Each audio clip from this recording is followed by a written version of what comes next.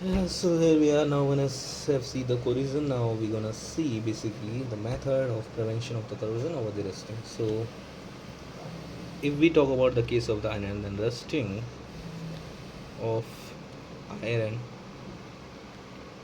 can be prevented by oiling. Basically, if we apply the oil, then obviously we cut the supply of the oxygen, so the corrosion will be there. Then painting, if you paint the section, it obviously will there, so that prevent the corrosion itself. Then greasing, galvanization.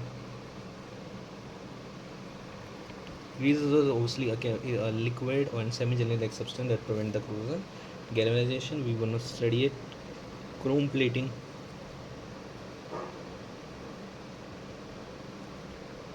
anodizing,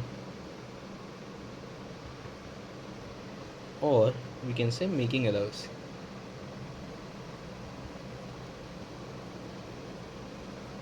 Now, all of these, first of all, we have to see the galvanization, because how this is done and what is the importance and how it prevent the corrosion. We're gonna see it. So here we are. So basically, we are seeing the galvanization. That is a method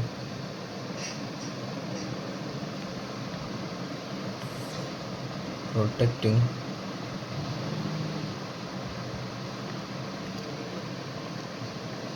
steel, iron by coating with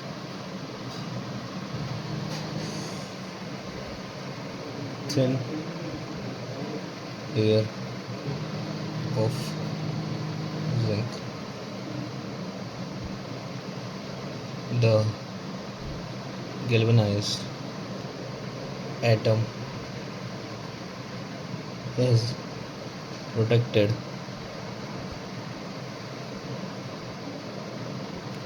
even if coating broken. So actually होता क्या है कि जब zinc होता है वो oxide से आजकल क्या करता है, तो जिंक ऑक्साइड बना देता है। ऑब्वियसली जो ऑक्सीजन प्रेजेंट होता है उससे जिंक हाइड्रो ऑक्साइड बना देता है। ऑब्वियसली कार्बन डाइऑक्साइड प्रेजेंट होता है उससे वो मिल करके टू जिंक कार्बोनेट इस 3 zinc hydro oxide twice form कर लेता है। That is basic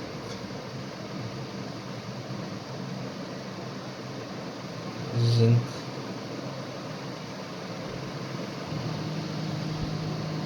carbonate. So होता क्या कि जब बेसिकली जिंक होता है, जब हम लोग उसको मेटल को लेमिनाइज करते हैं तो उसके ऊपर से ऑक्सीजन से रिएक्ट करके जिंक ऑक्साइड बनाता है, और वही फिर फर्दर जो एयर के अंदर प्रेजेंट हाइड्रो ऑक्साइड होता है उससे मिलकर जिंक हाइड्रो ऑक्साइड बनाता है। और obviously carbon dioxide also present है, तो उसके बाद फिर वो बेसिक जिंक कार्बोनेट बना लेता है, जो कि ऑब्वियसली एक प्रोटेक्टिव लेयर की तरह काम करती है। तो अगर जब मेटल बेसिकली जिसके ऊपर जिंक की कोटिंग लगा रखी है, जब इवन वो ऑक्सीडाइज भी होगा तो भी वो इसके साथ फर्दर रिएक्ट करते करते जिंक कार्बोनेट बना लेगा, जो कि अगेन एज प्रोटेक्टिव लेयर की तरह काम करेगी, जिसके कारण यहाँ पे इस मेटल में कोरोजन नहीं हो पाएगा। सो बेसिकली गैल्वेनाइजेशन में अगर इवन जिंक की लेयर अगर ब्रोकन भी हो गई है, तो भी उसके बाद जो ये जिंक हाइड्रोकार्बोनेट फॉर्म हो गया है, जिंक ऑक्साइड ऑक्साइड फॉर्म होने का ना, आगे चल के फर्दर जिंक कार्बोनेट बनेगा। तो ये जो जिंक कार्बोनेट है ये प्रोटेक्टिव लेयर की तरफ फर्दर काम करेगा और इस आयरन कोरोजन को भी रोकता है। सो इवन अगर ये लेयर ब्रेक भी हो गई तो भी हमारे पास एक और न्यू प्रोटेक्टिव लेयर फॉर्म हो जाएगी जिंक कार्बोनेट की, जो कि इसको प्रिवेंट कर लेंगे। और कैसे ब्रोक होगी, ऑब्वियसली जिंक ऑक्साइड बना लेता है। तो जिंक ऑक्साइड से आयरन का हमने देखा हुआ आयरन ऑक्साइड, तो वो मेटल को बेसिकली क्रोड कर देता है। पर यहाँ पर ये जिंक कार्बन बना जो कि प्रोटेक्टिव लेयर की तरह काम करती है, इसके कारण जिंक की लेयर ख़राब होने पर भी ये मेटल को बचा लेता है। So basically this is galvanisation, जहाँ पर हमें एक मेटल के ऊपर एक जिंक की लेयर लगाता है जो कि फर्दर ऑक्साइड को जिंक ऑक्साइड बना देती है, और फिर वही जल के कार्बन बनाता है, जो कि आगे उस मेटल को ख़राब नहीं होने देता, बिकॉज वो प्रोटेक्टिव लेयर की तरह काम करता है, ना कि आयरन के कोरोड होने के बाद जैसे वो टूट जाता है वैसे वो रहता है। ये कार्बोनेट की प्रोटेक्टिव लेयर की तरह काम करता है, इसलिए जिंक ऑक्साइड बनने के बाद भी वो अंदर का एलिमेंट प्रोटेक्टेड रहता है, क्योंकि वो फिर फर्दर जिंक कार्बोनेट में कन्वर्ट हो जाता है। So that is basically galvanisation, जहाँ पे हम प्रोटेक्टिव लेयर लगा रहे हैं। तो अब जब ये लेयर ब्रोक होगी यानी कि जिंक ऑक्साइड फॉर्म होगी, तो ये आगे चल के जिंक कार्बन बनाएगी जो आयरन के कोरोजन की तरह फ्री नहीं होगी, बल्कि एक प्रोटेक्टिव लेयर की तरह काम करेगी जो इस कोरोजन को होने से रोक देगी। So this is basically globalisation. तो अब इनका एटम के ऊपर हम ग्लोबलाइजेशन लेयर बनाते हैं, जिनकी लेयर बनाते हैं जो आगे चीज़ों से प्रोडक्ट करते हैं। सो भैया तो हमें यहाँ पे देख रहे हैं allowing, and allowing this basically is a good method of improving properties of metal. यहाँ पे हम क्या करते हैं, बेसिकली दो मेटल्स को मिलाकर एक एलोय करके न्यू मेटल बना जिसने न्यू प्रॉपर्टी होती है, उसके थ्रू भी हम ऑब्वियसली रेजिस्टिंग को रोक सकते हैं।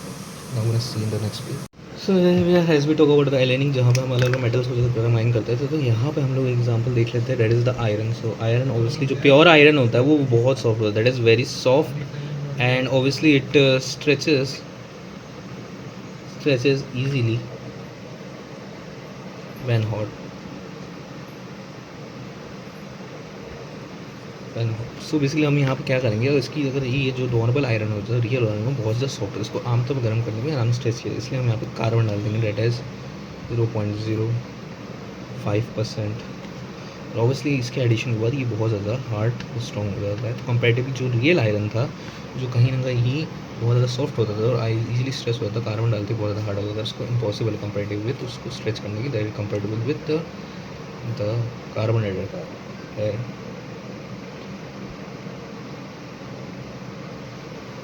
Iron is mixed with nickel, chromium to form stainless steel, जो कि ऑब्वियसली हार्ड होता है और नॉट रस्ट।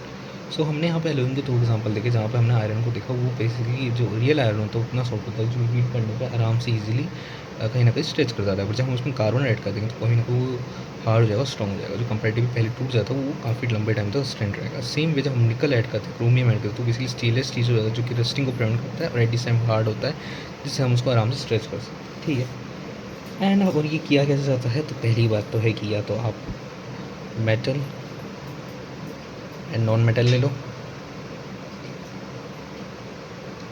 दूसरा दो मेटल ले लो या उससे ज़्यादा। So alloying basically done by using metal और नॉन मेटल और टू मेटल या उससे ज़्यादा। तो बेसिकली हम एलोइंग देख रहे थे, यहाँ पर हमने देखा था कि आयरन जो है वो बहुत यूजुअली सॉफ्ट होता है। ठीक है, तो वो जो आयरन है कभी भी ईजिली हम उसको हीट करेंगे, स्ट्रेच करेंगे तो हो सकता है शायद टूट जाए, इसलिए हम यहाँ पे तो कार्बन डाल देते हैं। ठीक है, तो दूसरा हमारे पास ऑप्शन है कि निकल और क्रोमियम डाल दो, इससे तो ये होगा कि हार्ड बन जाएगा, दूसरा ये स्टेनलेस स्टील बन जाएगा, that is basically rust free. तो वो रस्ट फ्री बन जाएगा, तो ईजीली हमारे पास एक बेनिफिट तो ये आ गया कि हार्ड हो गया, दूसरा ये रस्ट फ्री हो गया। और कैसे बनता है, बेसिकली या तो मेटल नॉन मेटल हो, या तो फिर दो मेटल हो या उससे ज़्यादा अधिक मेटल हो, तब हम एलॉयज़ को फॉर्म कर सकते हैं।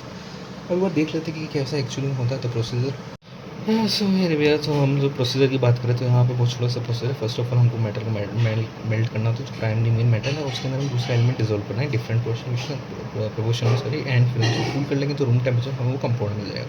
और क्लासिकल एग्जाम जैसे को पता होगा आपको 24 कैरेट गोल्ड इज सेम, तो बेसिकली 24 कैरेट इज आमतौर पर टूटा नहीं है। क्यों नहीं होता, बेसिकली कि वो हार्ड नहीं होता, तो हमको गोल्ड बार को हार्ड बनाने के लिए यहाँ 22 कैरेट गोल्ड सिल्वर डालना पड़ता है और 2 कैरेट आपको वहाँ पर दूसरा मेटल डालना पड़ता है, जैसे कि कॉपर या फिर आप सिल्वर ले सकते हैं दोनों। सो सेम वे हमको यहाँ पे process is first melt the primary metal and dissolve the definite contribution of other metal or so forth and then you get the alloy that is formed by this process. So this is the basic process, जिसमें हम एक main metal for example gold, इसको आप melt कर लीजिए and then उसमें दूसरे जो है पोर्शन नंबर से 22 और ये 2 है, तो यहाँ पर 2 ग्राम का पोर्शन और उसको ले लीजिए, ये जो फॉर्म होगा दैट इज़ एन अलॉय। सो भैया, तो हम लोग यहाँ पे देख रहे थे, अभी तो हमने एलॉय के बारे में देखा। अब देखो जैसे मेटल अगर मरकरी हो तो उसके जो कंपाउंड्स हैं उसको हम अमलगम करेंगे, ठीक है, और इनकी इलेक्ट्रिक कंडक्टिविटी और मेल्टिंग पॉइंट एलॉयज़ की कंपेरेटिवली लेस होती है प्योर मेटल्स। और ग्लास जो कि एलॉय है कॉपर और जिंक का, ठीक है, वो गुड कंडक्टर ऑफ इलेक्ट्रिसिटी नहीं है, और जो कॉपर है वो खुद अपने आप में गुड नहीं है इलेक्ट्रिसिटी। सो ऑब्वियसली जो इलेक्ट्रिक कंडक्टिविटी की बात की थी हमने कि वो कंपेरेटिवली लेस होती है कंपेरेटिव विद जो प्योर मेटल, जैसे कॉपर की है, पर वहीं पर ब्रास की बात करें तो कंपेरेटिव की कॉपर और जिंक से दोनों से कंबाइन। और सोल्डर जो कि एलॉय में आया है वो टिन और लीड की लो कंडक्टिविटी, लो मेल्टिंग पॉइंट है, usually use for melting electrical wire together. Obviously कि लो मेल्टिंग पॉइंट है तो इसलिए वो वेल्डिंग के लिए यूज़ किया जाता है इलेक्ट्रिकल वायर्स को जोड़ने के साथ। ये बेसिकली एक्सप्लेनेशन थे, यहाँ पर कुछ पॉइंट्स थे जो हमें इसके अंदर हमें याद रखने थे कि जो ऑब्वियसली एक अगर कोई भी मेटल अगर मरकरी हो तो उसका जो कंपाउंड फॉर्म होता है, ये जो एलॉय फॉर्म होता है, उसको अमालगम कहते हैं। इलेक्ट्रिक कंडक्टिव और melting point generally comparatively less होता है। जैसे इलेक्ट्रिक कंडक्टिव की बात करें तो कॉपर की ज़्यादा है होती है कंपेरेटिव ब्रास की, इसमें कॉपर जिंक दोनों है। और सेम वे सोल्डर की जो लीड और टिन से बना होता है, इसका मेल्टिंग पॉइंट लेस होता है, इसलिए इलेक्ट्रिकल वायर्स के वेल्डिंग के लिए यूज़ किया जाता है। जो कि हमने देखा था एलॉय की उसकी मेल्टिंग पॉइंट ऑब्वियसली लेस होता है।